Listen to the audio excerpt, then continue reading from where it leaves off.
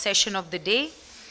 This session is titled Cool is the New Hot, Opportunities and Pathways for Transitioning Towards Super Energy Efficient Space Cooling Solutions to Achieve Thermal Comfort for a Billion Lives. The same pattern follows. We are going to start with a presentation followed by a panel discussion, and then the stage is going to open to the audience for Q&A. So before we start, may I please request all our panelists to start joining us on the stage. First, we have amongst us Mr. Marcus Vipier. He's currently the Deputy Program Coordinator for Indo-German Energy Program and holds over 20 years of experience in project management, bilateral and multilateral development cooperation, policy advisory, and strategic planning in telecommunications, climate change, energy, and environment. Please join us, Marcus. A round of applause for Marcus, please, everyone. We have very few left, so please keep the enthusiasm on the top, and it should feel like a full house. Secondly, we have amongst us Mr. Amit Kumar. He brings a diverse experience of over 18 years and is presently the Group CEO and Executive Director with Symphony Limited, a global leader in evaporative air cooling industry. It's an honor to have you amongst us. Last but not the least, we have Mr. Mayur Karmarkar. He's the Managing Director at ICA India, that's the International Copper Association India, and the Sustainable Energy Team Lead of the Copper Alliance, a global network whose mission is to promote the use of copper, a sustainable element that is essential contributor to the sustainable development of communities, buildings, infrastructure, and the environment. Welcome, sir. It's also my privilege to now call upon stage Dr. Bhaskar Natarajan from AAAE as he'll be moderating this session further on. A round of applause for Bhaskar, please.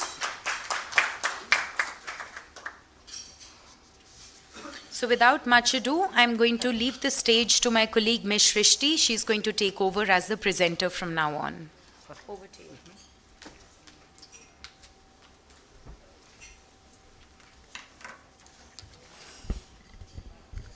So thanks, Afsha. Hello, everyone. Greetings of the day, and thanks for staying after lunch. I know it's been a long day. I'll keep my presentation short and my message very crisp. And hope you all have productive time and getting the opportunity to network with a wide range of participants today. I'm Shrishti Sharma, Research Associate at AAAE, and I will be purveying the brief about the session, which is Cooling is the New Hot. Before starting this presentation, I would like to take this moment to thank and acknowledge my fellow team members, Mr. Tarun Garg and Mr. Akhil Singhal, who are driving that cooling technologies related work at AAAE. Now moving on, ICAP developed by MOFNCC in 2019 provides several recommendations for reducing space cooling energy demand. In context to that, the panel aims to advance the discussion on the opportunities and pathways for transitioning the super energy efficient space cooling solutions to achieve thermal comfort for a billion lives, and will focus upon the select ICAP recommendations. Firstly, it will focus upon ratcheting up of room air conditioners MEPS, that is minimum energy performance standard. Secondly, it will discuss upon the introduction of MEPS for evaporative air coolers. And thirdly, it will focus upon the promoting the use of district cooling. AAAE has already started to contribute towards these recommendations through its ongoing work. Giving you a brief about AAAE's work in these domains. As you all know, today during our inaugural session, we launched a report on transitioning to super energy efficient room air conditioners, fostering ICAP implementation, which is developed under the Sheetal project. This report provides insights into the institutional and regulatory framework, market transformation strategies, and key initiatives to increase and promote the use of super energy efficient room air conditioners.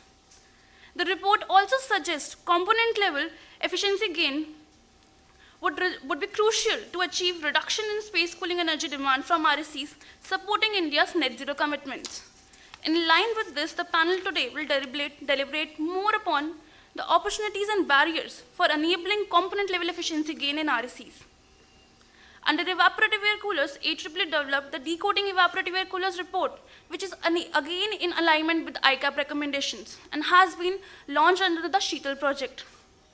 The report lists stepping stones for the policymakers to move forward towards the development of MEPs for evaporative air coolers in India. IEEE has also collaborated with ISHRE, which is a standard development organization, for bringing in market transformation towards the energy efficient evaporative air coolers in India. The report also emphasizes upon how evaporative air coolers could help achieve thermal comfort at large scale and bring about systemic changes.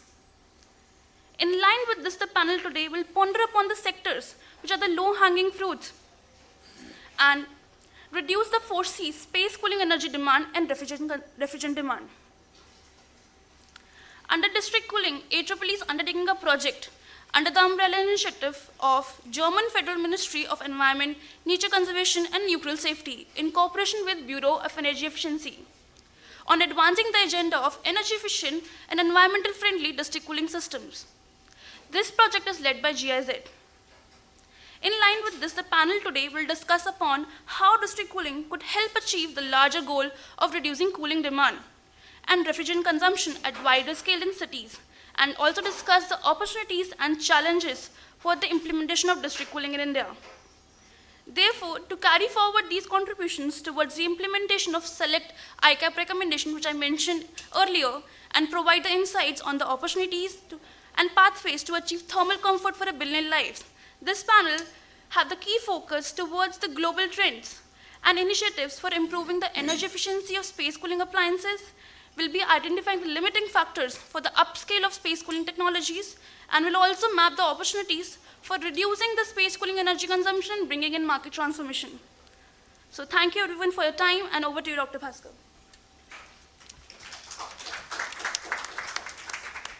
Thank you so much. Can we have the last slide on? Sure. Yeah. Yes. Thank you so much, Shrishti, and thank you, ladies and gentlemen, for staying on. And we do have 3 people from their own respective fields. Each one of them is a leader. And to that extent, the questions that Shrishti has posed in terms of the challenges for each one of these market leaders is something that we will be deliberating upon and seeking their views. Let me start without taking up too much of time by requesting Mr. Mayur Karmarkar, who heads the International Copper Alliance, the India chapter. Basically, we've talked a lot about the room air conditioners and how we need to make them more efficient. We've talked of customer behavior, we've talked of technology. But when it comes to minimum efficiency standards, there is a view that the industry is not ready to move in line with international progress in terms of ratcheting up efficiency standards. I'm going to ask Mr. Karmarkar, in terms of the challenges that the RAC industry faces and the reason for this kind of a request for delaying the ratcheting up of the standards for RACs. Over to you, sir. Thanks, Bhaskar. Let me first, tell what is ICA. ICA is International Copper Alliance. We work on different SDGs, and one of them is linked with the responsible production and responsible consumption. So we work on technologies enabling the transition, clean energy transition as well. Now the room AC program, particularly in India, we're there more than 20 years, and we have been working initially with B on the retailer training program, which you mentioned some time back. That program was going on for 5 years, and with the help of the retailer association and also B and some other industry partner, the retailer was into the game of energy efficiency, and that was basically the one of the transition or change we saw there in the market. They became the huge influencer. So working on aircon, we also internationally are developing a small diameter copper tubes required for air conditioning. Now, air conditioning, there are 2 different primarily heat exchanger. In layman's language, you can say indoor heat exchanger and the outdoor heat exchanger. Now, all those heat exchangers uses copper. So we started working on the technology with Chinese OEM, and I was fortunate to work pan world largely in China, because China air conditioning market is 110 million. We are just 6 million, 6.1 million last year, but before pandemic we were 6.7 million. I'm sure the next season will be 6.7 million, and this is one of the product in India which is consumer product, which are the highest growth rate, particularly there in the cooling segment. If you see other products, it's fairly largely penetrated product, so the new demand is relatively as a percentage less, but aircon is the largest new demand product, which is a white good, which is high energy consuming product. So in this product, if you really see the Indian industry overall, Indian industry largely was, they were the local manufacturers, but the focus of the local manufacturers was just fill that gap of manufacturing and not much focused on the R&D train. Now, if I compare vis-a-vis the Chinese aircon industry over the last 15 years, I mean, Chinese aircon industry was also similar. Then they started contract manufacturing, and then they became the brand, and they have become now the technology leader. Now that entire transition has come with largely the collaboration. So the first part which I see, particularly for the Indian industry, particularly I saw there is no such collaboration. So as a result of that, everybody wants to protect their business interest. And we don't have a huge profitability in this product particularly, or many other product, including this product. So because our distribution supply chain is so, I would say, a cost intensive, wherein as a result of that, the OEMs, although the price of the aircon looks bigger, but the OEM's profitability is relatively small. So OEMs today, they have no technology or less technology investment possible. There is no R&D ecosystem in our country, particularly for that product. I have seen in China, all 7 top universities have a focus R&D on cooling and particularly air conditioning. The R&D is working with industry, and industry together as a working for the improvement. So the roadmap for the MEPS improvement is, is basically created largely by the industry. In fact, industry wants to go even larger because they, in today's market situation, their export is almost 40% of the production. So definitely the OEMs are interested in terms of harmonizing global standards for the efficiency. Chinese OEM, they are interested in, making energy efficiency as the driver for the global market. The second thing which is happening is on the refrigerant. Now, all these coolant or the refrigerant, which are low GWP, are flammable, and also they have a high working pressure. So the industry needs a whole lot of engineering. And then you see, if you see the industry today, the supply chain, this industry is around $2.5 billion aircon industry in the country today, out of which $1.3 billion is imports, which is happening largely into component form. And almost 70 to 80% component are imported in the country.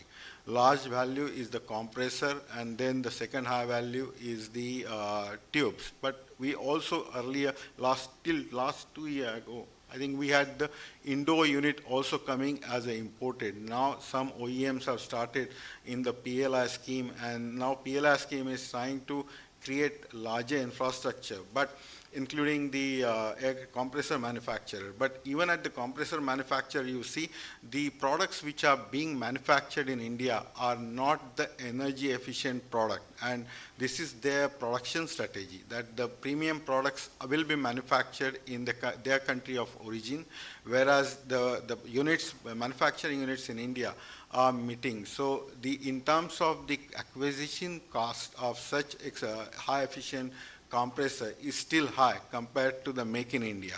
And this is again because we have the foreign, particularly the multinationals operating here.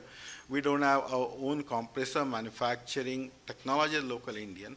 We don't have an inner groove copper tube manufacturing in the country, and that was totally stopped by the FTAs, we signed with the Southeast Asian country.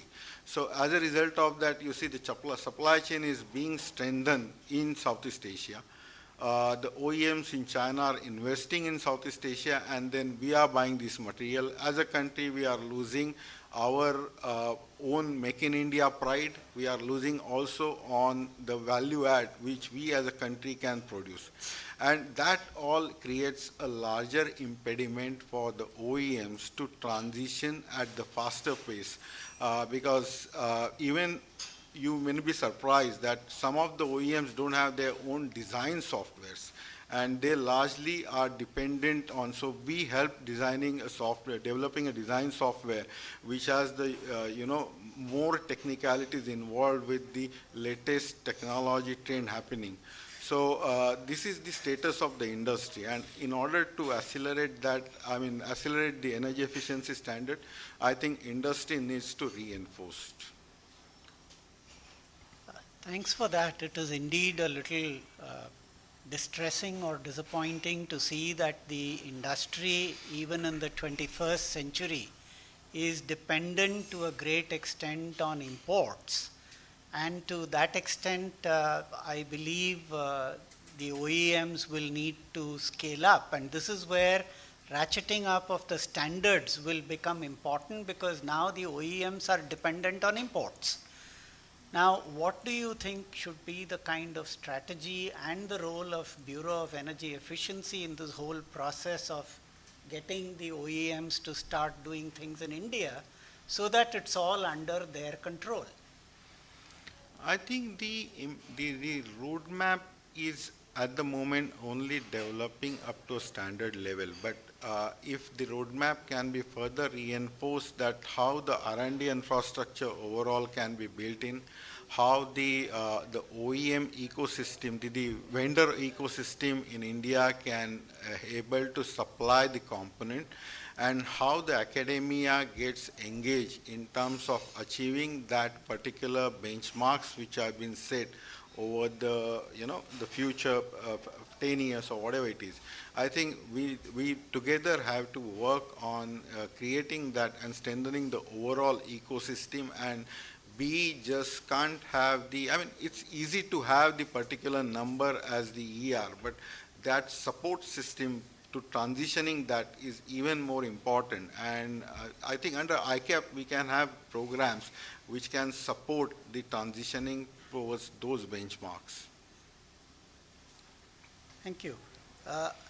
Moving on to evaporative air coolers, which I think is the major focus for most of this billion lives that we are talking about.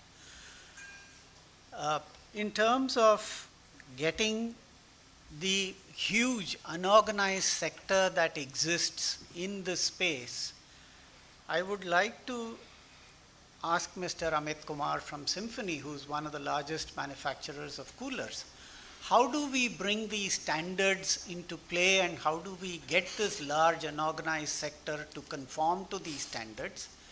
And also, how do we put in place an enforcement mechanism to see that we are able to maintain these standards by the unorganized sector? Sir.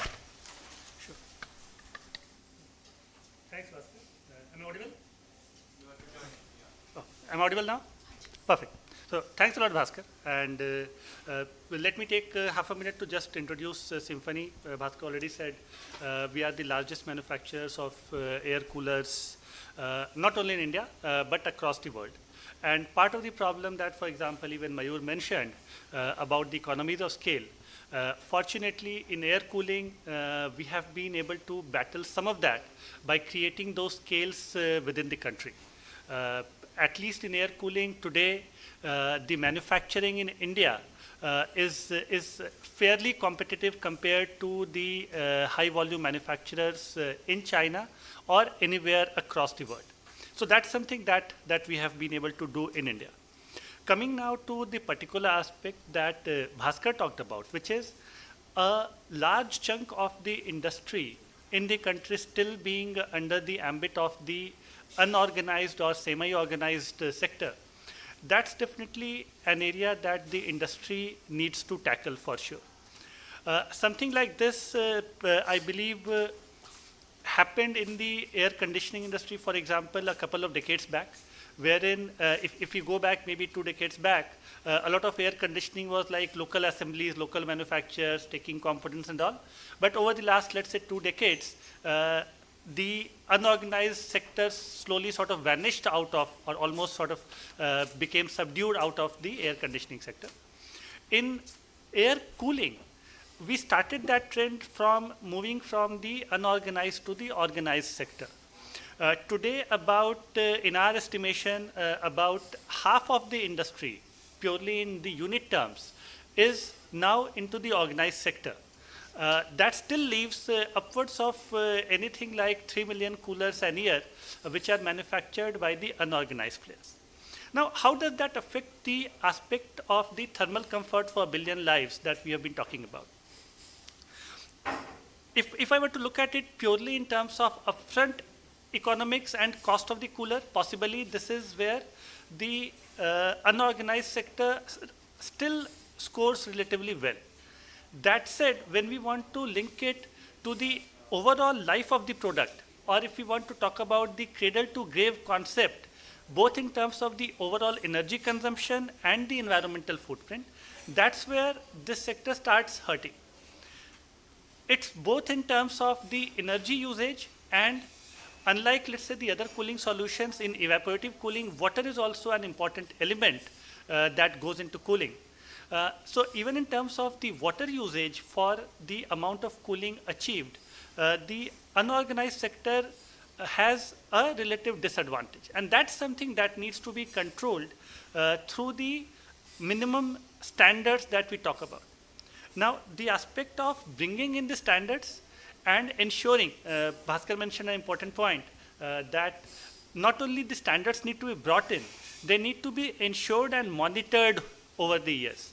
In the earlier sessions, we heard about star-rated products, about platinum and gold certified buildings, but what happens to them over the years? Once the product or the building is certified, does it perform at the same level of certification over the years is something that has typically been a problem, and one needs to understand how one can go about it.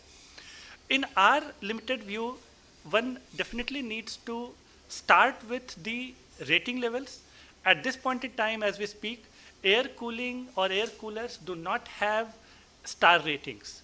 That's something we are working with the different government agencies, different industry bodies to bring in. And we are keen that it be brought in, as I said, not only in terms of the power or energy, but also in terms of the water that it consumes. So that's one aspect of it. The second aspect, Bhaskar, like you rightly said, how do we monitor this? Increasingly, with the kind of IoT solutions available, with the kind of PCBs available in the market at, let's say, not very costly rates, it's possible to monitor and meter these products. We at Symphony are introducing products wherein you can monitor and meter on an ongoing basis the energy consumption that is there. And this can also be traced back at, let's say, if we are talking about organizations, and we have a team called Large Space Venticooling, which does it for large spaces. There, the reports are available on a running basis to the users, including to us, based on partnership. And then we can say the product is designed to operate at this level. If it is not operating at this certain level of energy consumption or water consumption, then there is an alarm which can be flagged. And over the last 2-3 years itself, we have realized that this is a solution which is economically viable today. Possibly it was not there 5 years back, but today this solution is available and possibly something that the industry can do on its own. If we bring in the governing, the regulating bodies, the monitoring authorities, and make some kind of reporting and disclosures also either mandatory or at least initiated, voluntary, that will bring in additional aspect and sort of finally in the longer or even medium term, the ability of the industry to bring the power and water usage down for cooling. Thanks for that. I must mention that this unorganized sector issue is not unique to evaporative air coolers. There are a number of other products, electrical products, cables, wires, incandescent bulbs, for instance, where the BIS has made it mandatory from the point of view of safety, not from the point of view of energy, and therefore you cannot manufacture and sell an incandescent bulb or a cable or a wire or many such products without a BIS certification.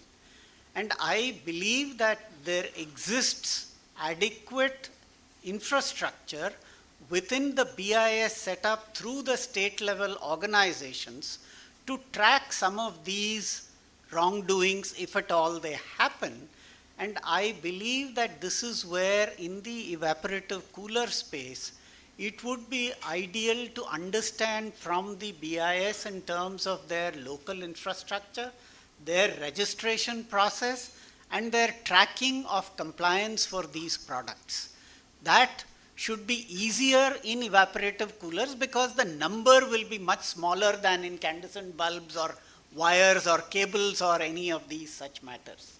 So that is something that I think we should take into account, and perhaps when we talk of the standards, as Mr. Amit Kumar suggested, start like other appliances on a voluntary basis, and perhaps over 2 to 3 year time period make it on a mandatory basis. But one challenge I think we should note is that the standards must encourage energy efficiency and water consumption, as Mr. Amit Kumar mentioned. Because in the case of geysers, for instance, I understand that 95% of the geysers made in India are 5-star rated. Good or bad, you draw your own conclusions, right? So having said that, let me now come to the last part of our panel, which deals with large-scale cooling, which will lead to enormous gains in energy efficiency, which has been adopted globally in the European and other countries for district heating, centralized heating, and now for the last 5 to 7 years in the Gulf countries and Southeast Asian countries for centralized cooling. District cooling systems are now beginning to make an entry, but in India, they still haven't made an entry except in maybe 1 or 2 instances where it has happened. I'm going to request Mr. Marcus to tell us what is the kind of issue that we see. Is it more technical? Is it more planning? Is it more administrative or regulatory to bring this into the Indian context? Marcus. Yeah, thank you very much, Bhaskar. And yeah, just briefly, GIZ, we are the implementing agency of the government of Germany, and of course we are very interested to work with India because nothing will happen on the climate change agenda if a country of more than 1.3 billion people is not included and is not also moving. And therefore I really also would like to really congratulate the country for having brought up this India Cooling Action Plan. And I know that most people now sitting in this room have somehow contributed to it. And that's, I think, really great. And yeah, it is also very good that district cooling as a not-in-kind technology is mentioned in the ICAP. And the ICAP also very much points out why it is so much needed, as it has been highlighted during the day several times, that India is still underdeveloped in terms of cooling, and also a lot of new buildings are going to come up, and most of these buildings will be in urban areas, and most of these buildings then will be multi-story, and they will be in a kind of partially commercial, partially residential setup, which is ideal for connecting all these buildings through a pipe network and then have a central cooling system. That is first in order to have energy efficiency gains, but second also, if you have a huge system like this, it will be maintained professionally and properly, because it's in the interest of the service provider also to do that. However, for this, there is a mind change required. That is the first thing. People really need to embrace cooling as a service and should stop to being bothered to actually take care for cooling their premises by buying individual split units, some even by window units or evaporative air coolers. It doesn't mean that it is not required. We definitely will, there will be still a market also for these appliances, but seeing the rate of growth in the building sector and also then the need for cooling, it is actually even self-enforced through climate change. The hotter the climate, the more need is there for cooling, and I would now say cooling is no longer a luxury, cooling is a necessity. And therefore this has to be seen also as utility business and as a service. Having said that, why it is not happening? First of all, the technology is proven. I mean, there are already other countries where it works. Bhaskar said the opposite of it, which is technically more or less the same kind of way of doing it, is district heating. It works fine. There are methodologies how to meter it. There are methodologies how to run it as best practices. However, the business case, that is not proven in India. And in order to develop the business case, there are, let's say, some regulatory and policy requirements, but there's also the awareness requirement. People in the municipalities, in the urban local bodies, are not aware that this technology would bring these benefits, and also that it is actually a proven technology. So somehow that case still is to be built. There are some examples in the country, for example, Gift City in Gujarat, where district cooling is already deployed, but there are more sites perhaps which need to demonstrate that this technology can work and can work economically viable. I think that's the point. It's not to prove the technology any longer, but the economic viability, that is still an issue, and here we have regulatory hurdles. For example, it is still seen as, let's say, a commercial undertaking, where then the district cooling provider competes with a residential tariff, electricity tariff. So it might be still cheaper that you run your split air conditioning unit in your home on a, let's say, subsidized residential tariff, compared to taking a district cooling or a central cooling commercial plant, which then comes with the commercial tariffs.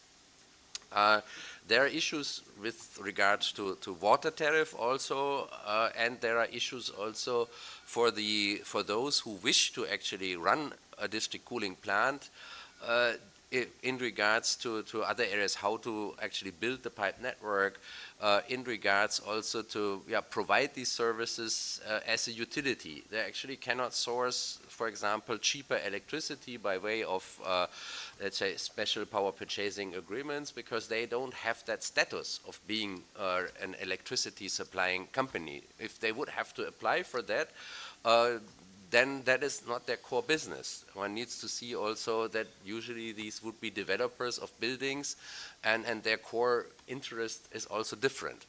So we need ESCO companies who are willing to take that up, but those ESCO companies also need financing. We are talking of a huge upfront capital investment, which is then to be recovered over a long period of time, let's say 30 years.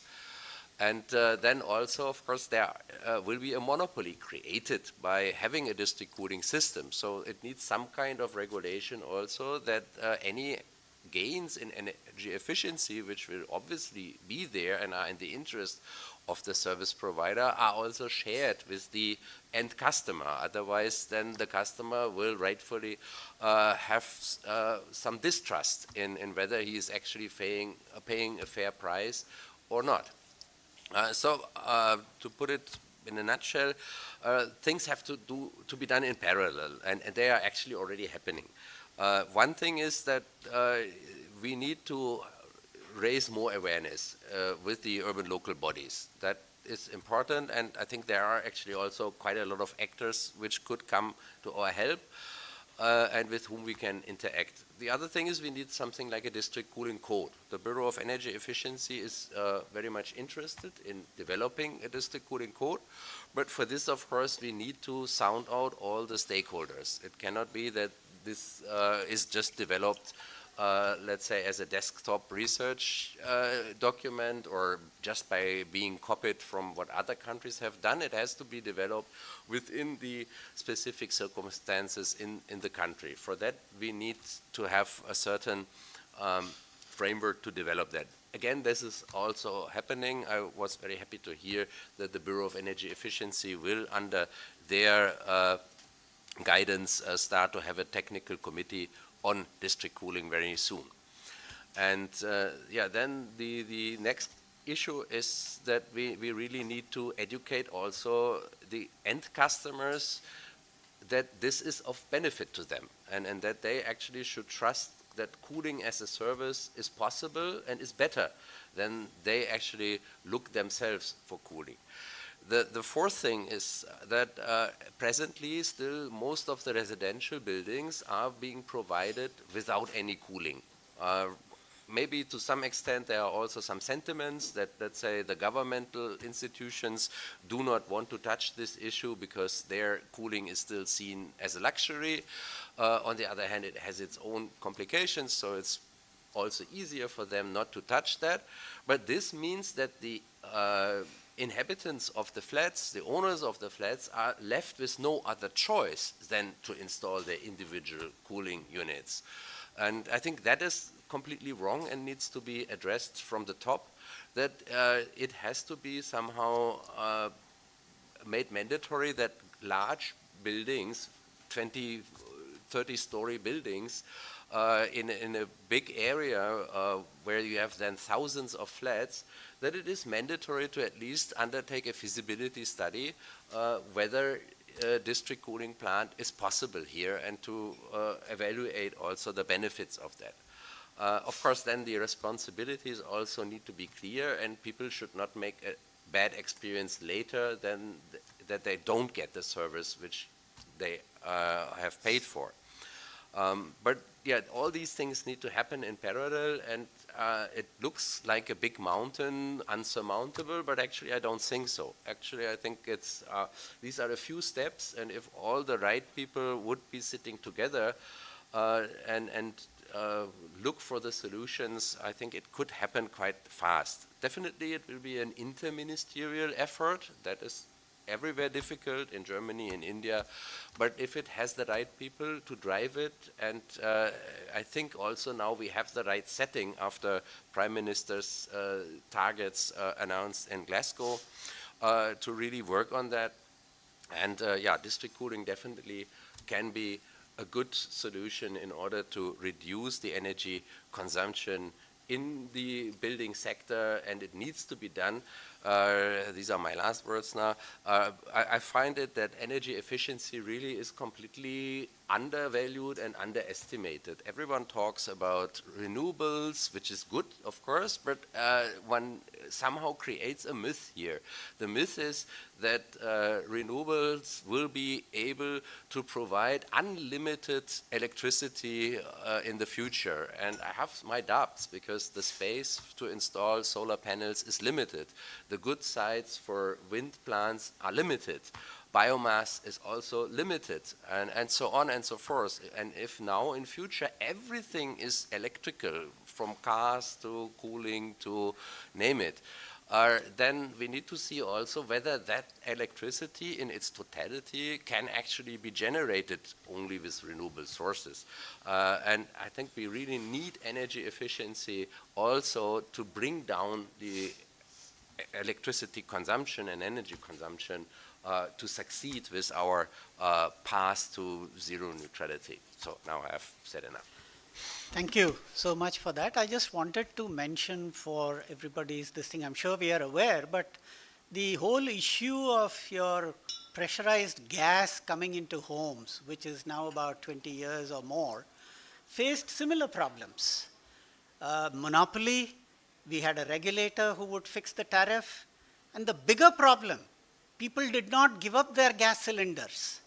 and then the gas companies had to force them to give up their gas cylinders. A similar situation is what we would have here.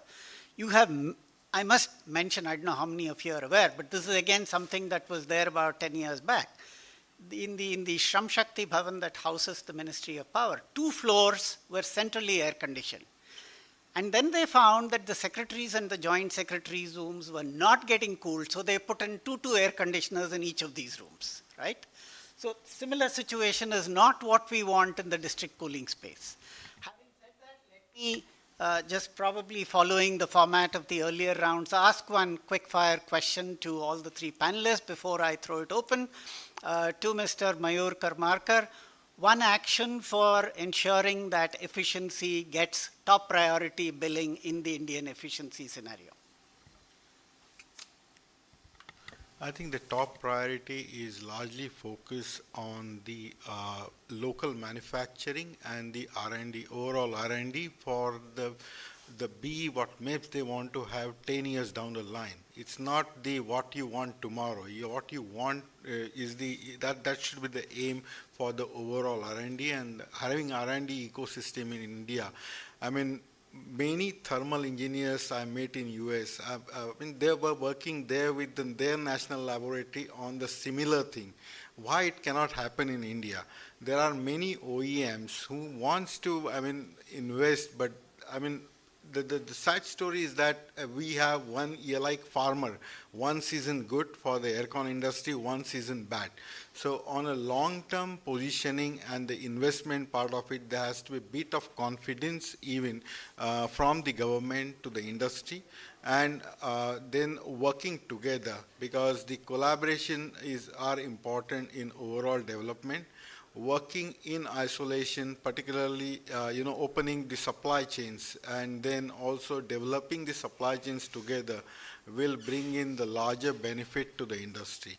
Today the industries are working largely in isolation. So working together, involving academia and having a typical R&D platform for the industry can bring changes very fast.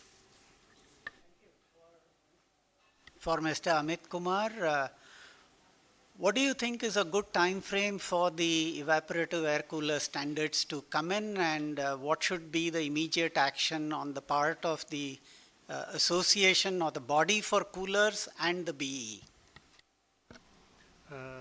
So on the first part, like they said at COP26, the best time was yesterday. The second best possibly is, a practical timeline we would think is maybe about 2 years. There's a lot of work that has happened in terms of formulating the broad principles of energy efficiency in the sector. They need to be codified, notified suitably, including the monitoring and measurement mechanisms. I think if we can do that over the next 2 years, that should be a good active timeline to look at. Thank you. And for Mr. Marcus, what immediate steps are required at the city level where district cooling actually decisions are to be taken? What do we do in the immediate time frame of the next 12 to 24 months? Yeah, the district cooling has still to find its entry into the master planning. And even the projects which have not even been thought through, they at least need to get a chance for district cooling.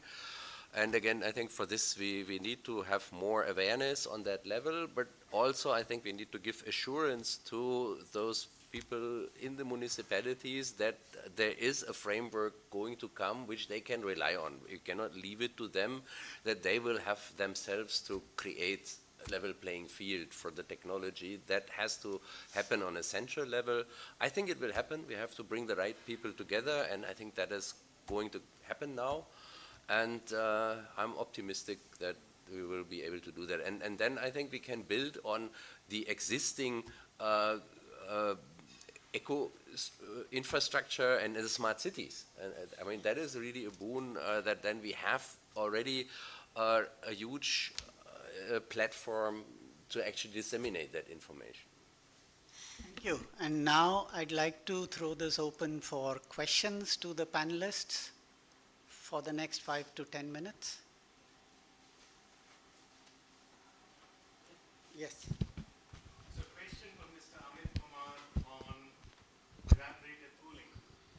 Yes, the standards are being framed. Yes, the standards will come. And once again, I have a little bit of concern for the MSME also. I saw them perish when the air conditioners went away, and a lot of them did suffer. Now, how is it for a deal that you go into two-stage evaporative cooling at higher efficiencies, and really state-of-the-art work with IoT put in and things like that, which can really take care of the the hot and dry region of the country, which is Gujarat, Rajasthan, Madhya Pradesh, and things like that, and leave the space for the small poxy stuff for the MSMEs. Do you think that is workable? Thanks, Todd. I'm sorry I couldn't catch your name. Prabhat, go ahead. Right. So thanks, Prabhat. That's a very interesting thought, and the different aspects of whether we talk about the two-stage cooling or indirect, direct hybrid models and all those definitely could be part of the larger solution that we look at.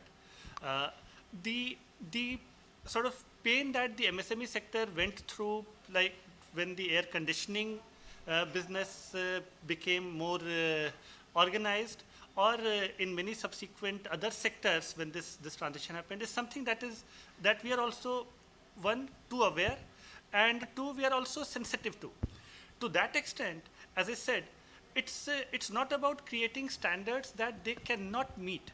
It's more about creating standards that suit the larger need of not only the country, but possibly an increasingly warming world, where we are not doing cooling solutions that end up creating global warming. That's the limited thought we would have, and we are keen to work on norms and systems where they do not end up killing the MSMEs, but helping them come to a level where they can compete within the larger sort of concern.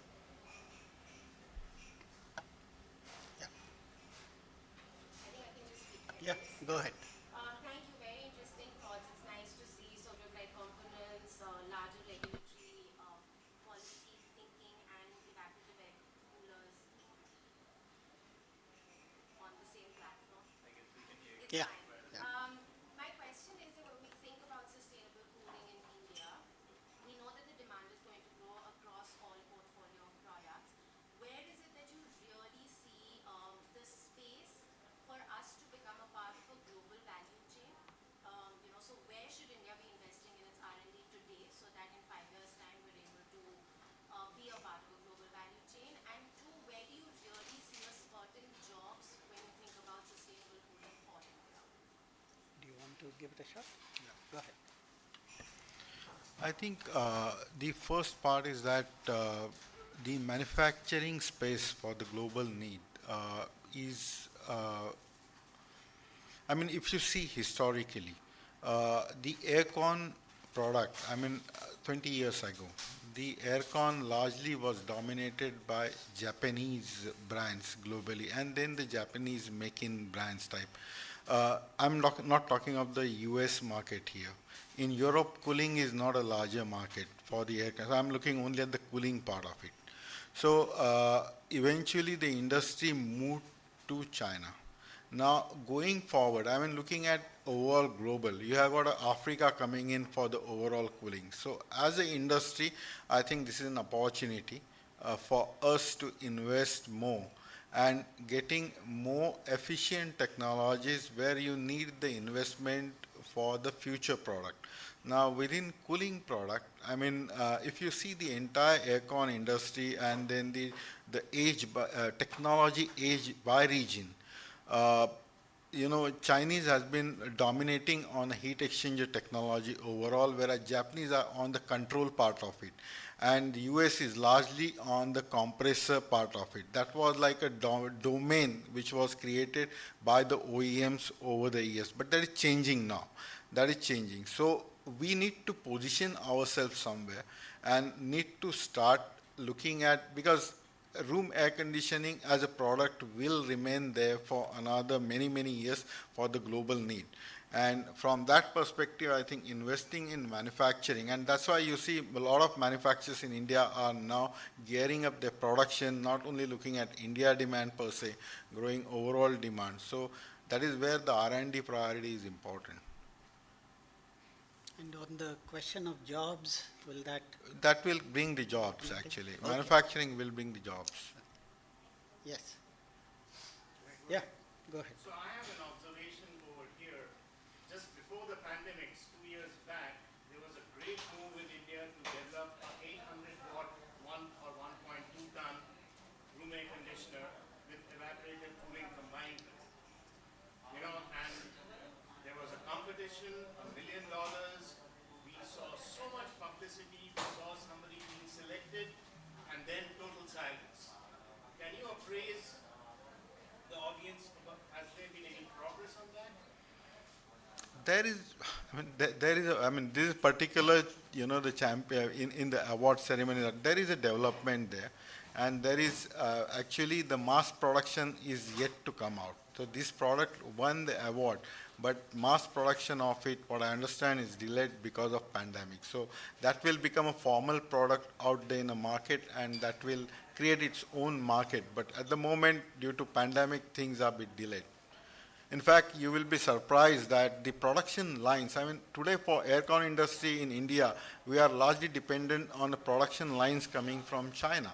And shipments were not coming in, so the production lines could not be commissioned in time because there was no shipment, no machines coming in, and there was a lot of discontinuation during the pandemic time.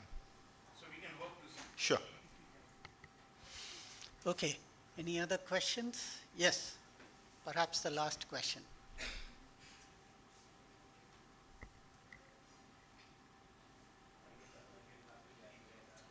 Go ahead. My question is to Mr. Amit Kumar. Since you are from this air cooling manufacturing side, do you see a rapid shift of your customer segments towards air conditioning segment? Why I'm talking this because the other hand, Marcus is talking about district cooling, and what we are trying to understand that how much percentage of residential consumers are shifting towards air conditioning because air conditioning is no more luxury, as he said, it's a necessity thing. So from a residential customer point of view, how many percentage of users being shifted to the air conditioning side? And how do you try to retain them towards your solution? And are you trying to map something similar between air conditioning and air cooling segment that okay, you can get the same thermal comfort which you are getting into air conditioning systems? That there's a very interesting dynamic at play as far as especially the residential segment goes. And there's also an aspect of industrial cooling, which I'll come to, but just to answer directly on the residential part.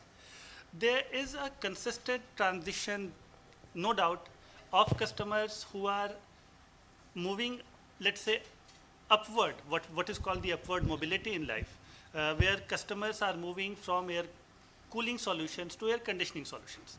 And we are happy to see some of our customers migrate to the next stage in life.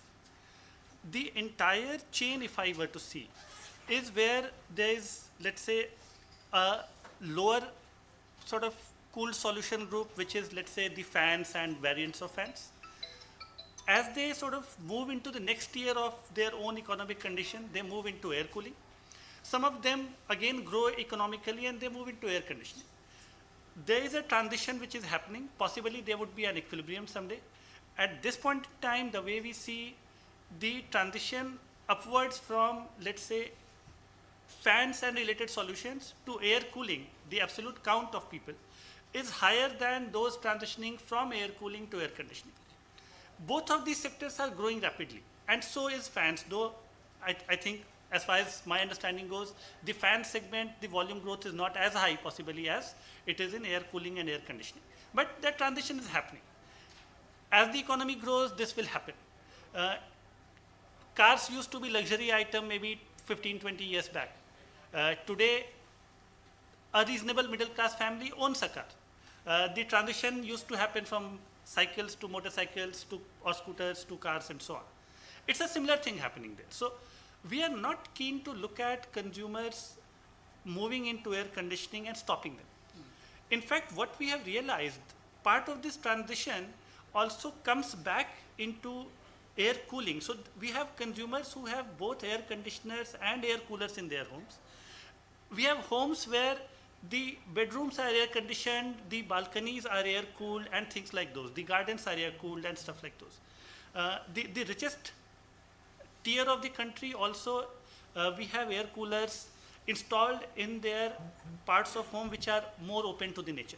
That's where no other solution would work in the traditional sense. Then we come to the industrial solutions where there are large open spaces, let's say an automotive factory floor, a textile workshop, and so on, large spaces. And the consumer is not actually itching to go for an air conditioning solution. Possibly it's not even economically viable for the business. Those are places which are moving from, let's say, a regular ambient condition to air cooling solution, and they stay there because the business economics work that way. So to summarize, some of this transition is happening, but that's the nature of economic growth. At this point in time, a large transition is from ambient or lower cost solutions to air cooling, and we are perfectly happy with that. Thank you so much. I'd like to now close this discussion by thanking my panelists for their thought-provoking ideas. And I'm sure IEEE and other stakeholders will take these forward to further the cause of giving thermal comfort for 1 billion lives. Thank you once again, and I'll ask Afsha to take over.